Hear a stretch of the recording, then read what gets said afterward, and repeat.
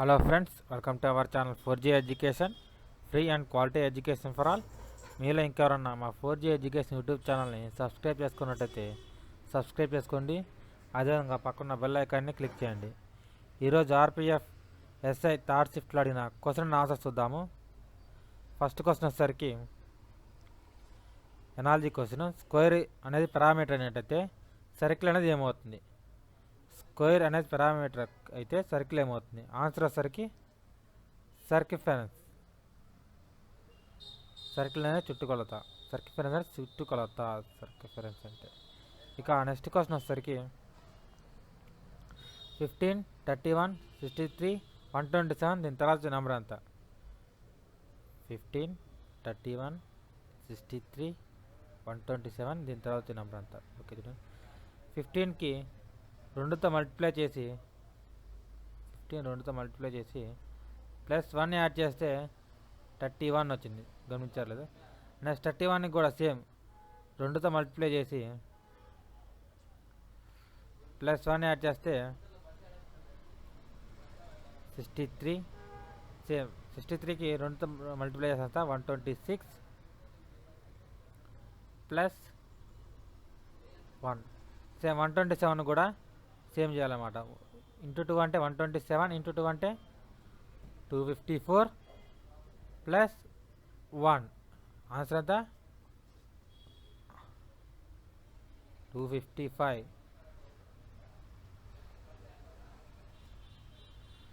ఇక next question వచ్చేసరికి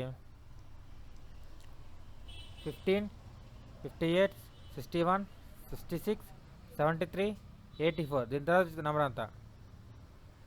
56కి 58కి మధ్య డిఫరెన్స్ ఎంత? 2. 58కి 61కి మధ్య డిఫరెన్స్ ఎంత? 3. 61కి 66 మధ్య డిఫరెన్స్ 5. 66కి 73కి మధ్య 7. 73కి 84కి మధ్య డిఫరెన్స్ ఎంత? 11. గమనించారు లేదా? ఈ డిఫరెన్సెస్ అన్నీ మనకి ప్రైమ్ నెంబర్స్ అన్నమాట, ప్రధాన సంఖ్యలు. కాబట్టి నెక్స్ట్ వచ్చి కూడా ప్రధాన సంఖ్య ఉండాలి. 84 తర్వాత వచ్చే 11 తర్వాత వచ్చే ప్రధాన సంఖ్య ఎంత? Prime number. 11 తర్వాత వచ్చే ప్రైమ్ నెంబర్ ఎంత? 13. 84కి 13 యాడ్ చేయాలి అంటే ఎంత? 97. ఇక్కడ ఇచ్చిన సిరీస్ అనేది క్వశ్చన్ ఇవ్వలేదు, కానీ ఇలా ప్రైమ్ నెంబర్స్ మీదే సిరీస్ ఇవ్వడం జరిగింది అన్నమాట. అందుకని ప్రైమ్ నెంబర్స్ మీద క్వశ్చన్ ఇచ్చాము. కానీ ఈ క్వశ్చన్ మాత్రం కరెక్ట్ కాదు. ప్రైమ్ నెంబర్ సిరీస్ మీద క్వశ్చన్ అడిగారు. సేమ్ ఇక్కడున్న ప్రైమ్ నెంబర్లు ఇక్కడ 2 నుంచి 13 వరకు ఇచ్చాము. సేమ్ ఈ నెంబర్ల వరకుగా ఇచ్చారు. కాకపోతే ఇక్కడున్న క్వశ్చన్ చూసారా? 56, 58, 61, 66, 73, 84 ఈ క్వశ్చన్ కాదు. అక్కడ నెంబర్లు మారాయి అంతే. కింద ఉన్న సిరీస్ మాత్రం సేమ్ అనమాట. ఇక నెక్స్ట్ క్వశ్చన్లోకి వెళ్తే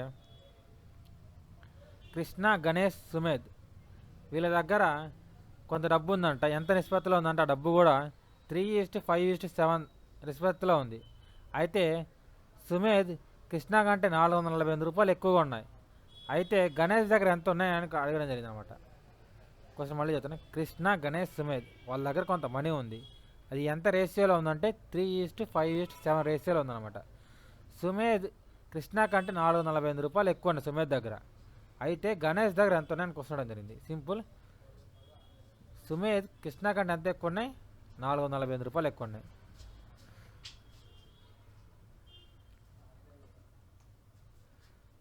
$448 అంటే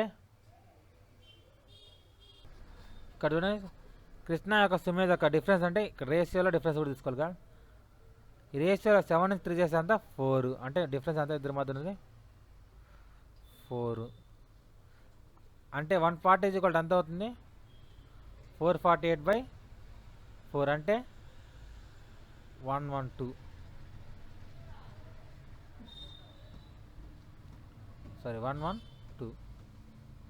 140 112. అయితే 5 పార్ట్స్ అంటే గణేష్కి ఎంత రావాలి? 5 పార్ట్స్ అన్నమాట. 5 పార్ట్స్ అంటే ఇంటూ 5తో మల్టిప్లై చేయాలి. 5 10 6 5. గణేష్కి దగ్గర ఎంత మనీ ఉన్నాయంటే 560 రూపాయలు మనీ ఉన్నాయి అన్నమాట. ఇక నెక్స్ట్ క్వశ్చన్ వచ్చేసరికి రేడియస్ ఆఫ్ సర్కిల్ 18 మీటర్స్ అయితే ఆ సర్కిల్ యొక్క ఏరియా ఎంత అని అడిగారు. అంటే సర్కిల్ యొక్క వ్యాసార్థం 18 మీటర్లు అయినట్టయితే సర్కిల్ యొక్క వైశాల్యం ఎంత అని అడగడం జరిగింది అనమాట. సర్కిల్ యొక్క ఫార్ములా వస్తే డైరెక్ట్ చేయొచ్చు. సర్కిల్ యొక్క ఏరియా ఫార్ములా ఏంటిదంటే పై ఆర్ స్క్వేర్. సర్కిల్ యొక్క ఫార్ములా ఏంది పై ఆర్ స్క్వేర్. ఆర్ అంటే రేడియస్ అంటే 18 స్క్వేర్. 18 స్క్వేర్ అంటే 324. 18 స్క్వేర్ అంటే 324 పై అంతే కదా. ఆర్ అంటే 18 స్క్వేర్ అంటే 324 ఇంటూ పై స్క్వేర్ మీటర్స్ అన్నమాట. ఎంత 324 పై స్క్వేర్ మీటర్స్. ఇక నెక్స్ట్ క్వశ్చన్లోకి వెళ్తే 289 into 289 into 64 square by 17 power 4 is equal to 10024 into X. అంటే ఇక్కడ ఎక్స్ వాల్యూ అంతా అడగడం జరిగింది. సింపుల్. 289 ఎలా రాసుకోవచ్చు, 17 స్క్వేర్గా రాసుకోవచ్చు కదా. 289ని 17 స్క్వేర్గా రాసుకోవచ్చు. 17 స్క్వేర్ ఇంటూ 17 స్క్వేర్. ఈ 64ని 64 రాసుకుని తర్వాత మార్చుకుందాం. 64 స్క్వేర్ బై 17 పవర్ 4. ఈ రెండుకి 17 స్క్వేర్ 70 స్క్వేర్ అంటే 70 పవర్ 4 కదా. 17 పవర్ 4 ఈ రెండు కంటే క్యాన్సిల్ చేసుకోవచ్చు కదా. క్యాన్సిల్ చేసేసుకుంటే మిగిలింది ఏంటిది 64 స్క్వేర్ ఇది equal to 10024 into X. 10024 X. 64 square అంటే ఎంత 4096. 4096 బై 10024. 10024 పక్కన తీసుకొచ్చి బై అవుతుంది కాబట్టి 10024 is equal to X. Cancel చేస్తే వస్తుంది ఎక్స్ వాల్యూ. క్యాన్సిల్ ఎంత వస్తుంది 4. ఎక్స్ ఈజ్ ఈక్వల్ ఎంత 4. ఎక్స్ వాల్యూ ఎంత 4.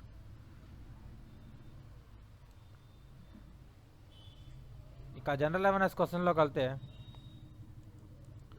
ఫస్ట్ ఇది కోసం కూడా రీజనింగ్లో వేయడం జరిగింది. Jumping is not related with sport. కొంత దాంట్లో జంపింగ్ అనేది ఏ స్పోర్ట్కి సంబంధించింది కాదండి గారు. ఆప్షన్స్ వచ్చేసరికి swimming, long jump and high jump, running. ఈ నాలుగిట్లో జంపింగ్ అనేది దేనికి రిలేటెడ్ కాదు అని క్వశ్చన్ జరిగింది అనమాట. ఆన్సర్ వచ్చేసరికి రన్నింగ్.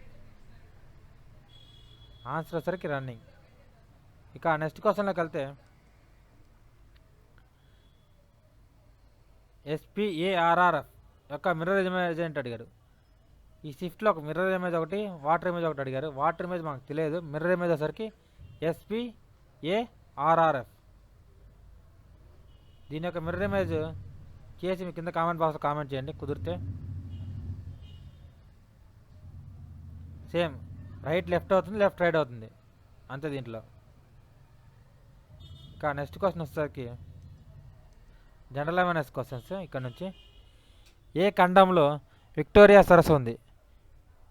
ఇచ్చిన ఆప్షన్స్లో ఏ ఖండంలో విక్టోరియా సరస్సు ఉందని క్వశ్చన్ జరిగింది. ఆన్సర్ వచ్చేసరికి ఆఫ్రికా ఖండంలో విక్టోరియా సరస్సు ఉంది. ఏ కంట్రీలో ఉందంటే టాంజానియా కంట్రీలో ఉంది. టాంజానియా కంట్రీ ఎక్కడ ఉందంటే ఆఫ్రికాలో ఉందన్నమాట. టాంజానియా దేశంలో విక్టోరియా సరస్సు ఉందన్నమాట. ఈ టాంజానియా దేశం అనేది ఆఫ్రికా ఖండంలో ఉంది. ఇక నెక్స్ట్ క్వశ్చన్ వచ్చేసరికి భారత రాజ్యాంగంలో ఏ ఆర్టికల్లో యుద్ధ సంబంధ చట్టాలు ఉన్నాయి అంటే martial law related to which Indian constitution. Which article of Indian constitution. Martial law అనేది ఇండియన్ కాన్స్టిట్యూషన్ ఏ ఆర్టికల్కి సంబంధించింది. ఆన్సర్ వచ్చేసరికి 34. మార్షల్ లా అనేది ఇండియన్ కాన్స్టిట్యూషన్లో ఏ ఆర్టికల్కి సంబంధించింది అనమాట. ఆన్సర్ వచ్చేసరికి 34 ఆర్టికల్. ఇక నెక్స్ట్ క్వశ్చన్ వచ్చేసరికి డెడ్ బాల్ డెడ్ బాల్ అనేది ఏ క్రీడకు సంబంధించింది, డెడ్ బాల్ అనేది ఏ క్రీడకు సంబంధించింది అనమాట అని క్వశ్చన్ అడిగారు. ఆన్సర్ వచ్చేసరికి క్రికెట్. డెడ్ బాల్ అనేది క్రికెట్ సంబంధించింది. ఇక నెక్స్ట్ క్వశ్చన్లోకి వెళ్తే, ఆఫ్రికాలో అతి పొడవైన నది ఏది? ఆఫ్రికాలో అతి పొడవైన నది ఏది? ఆన్సర్ వచ్చేసరికి నైలు నది. అదేవిధంగా సౌత్ ఆఫ్రికాలో అతి పొడవైన నది అంటే ఆరెంజ్ రివర్. సౌత్ ఆఫ్రికాలో అతి పొడవైన నది అంటే ఆరెంజ్ రివర్. అదేవిధంగా ఆఫ్రికాలో అతి పొడవైన నది అంటే నైలు నది. గుర్తుపెట్టుకోండి. ఈ రెండిట్లో కన్ఫ్యూజన్ ఉంది, ఏ క్వశ్చన్ వచ్చి అడిగారో. కాబట్టి 2 క్వశ్చన్లు చెప్పడం జరిగింది అనమాట. సౌత్ ఆఫ్రికాలో అడిగారు, ఆఫ్రికాలో అడిగారు, కొంచెం కన్ఫ్యూజన్గా ఉంది, అందుకే రెండింటికి ఆన్సర్ చెప్తున్నాను. ఆఫ్రికాలో అతి పొడవైన నది అంటే నైలు నది. సౌత్ ఆఫ్రికాలో అతి పొడవైన నది అంటే orange river. FIFA first time అంటే FIFA world cup first time ఏ కంట్రీలో జరిగింది? FIFA world cup first time ఏ కంట్రీ ఆతిథ్యం ఇచ్చిందని క్వశ్చన్ అడగడం జరిగింది అనమాట. ఆన్సర్ వచ్చేసరికి ఉరుగ్వే. ఉరుగ్వే 1930లో ఫస్ట్ టైం ఫీఫా వరల్డ్ కప్కి ఆతిథ్యం ఇచ్చింది. ఏ ఇయర్లో ఇచ్చిందో 1930. ఇక నెక్స్ట్ క్వశ్చన్ వచ్చేసరికి, జనాభా లెక్కల్ని ఎన్ని సంవత్సరాలకు ఒకసారి తీసుకుంటారు? Simple question. ఆన్సర్ వచ్చేసరికి 10 ఇయర్స్. జనాభా లెక్కలను ఎన్ని సంవత్సరాలకు ఒకసారి తీసుకుంటారంటే 10 ఇయర్స్కి ఒకసారి తీసుకుంటారు. బహుమని సామ్రాజ్యం యొక్క గొప్ప పాలకుడు ఎవరు? బహుమని సామ్రాజ్యం యొక్క గొప్ప పాలకుడు ఎవరు? ఆన్సర్ వచ్చేసరికి అల్లావుద్దీన్ హుసేన్. బహుమని సామ్రాజ్యం యొక్క గొప్ప పాలకుడు అనమాట. ఇక నెక్స్ట్ క్వశ్చన్ వచ్చేసరికి, which schedule is related to states and union territories in Indian constitution? Indian కాన్స్టిట్యూషన్లో ఏ షెడ్యూల్ అనేది స్టేట్స్ మరియు యూనియన్ టెరిటరీస్ మధ్య రిలేషన్ గురించి చెబుతుందని అడిగారు. ఆన్సర్ వచ్చేసరికి ఫస్ట్ షెడ్యూల్. ఇక నెక్స్ట్ క్వశ్చన్లోకి వెళ్తే, దక్షిణ అమెరికాలో ఉన్న పచ్చిక భూముల్ని ఏమని పిలుస్తారు? దక్షిణ అమెరికాలో ఉన్న పచ్చిక భూముల్ని ఏమని పిలుస్తారు? లేదా గడ్డి భూముల్ని ఏమని పిలుస్తారు? ఆన్సర్ వచ్చేసరికి పంపాలు. ఇక నెక్స్ట్ క్వశ్చన్లోకి వెళ్తే, క్యాథోడ్ రే ట్యూబ్కి మరొక పేరు ఏమిటి? ఆన్సర్ వచ్చేసరికి వ్యాక్యూమ్ ట్యూబ్. క్యాథోడ్ రే ట్యూబ్కి మరొక పేరు ఏమిటంటే vacuum tube. Thanks for watching. If you like this video, please like, share and subscribe to our channel 4G education. అదేవిధంగా మీ అభిప్రాయాన్ని కింద కామెంట్ బాక్స్లో కామెంట్ చేయండి. Thank you.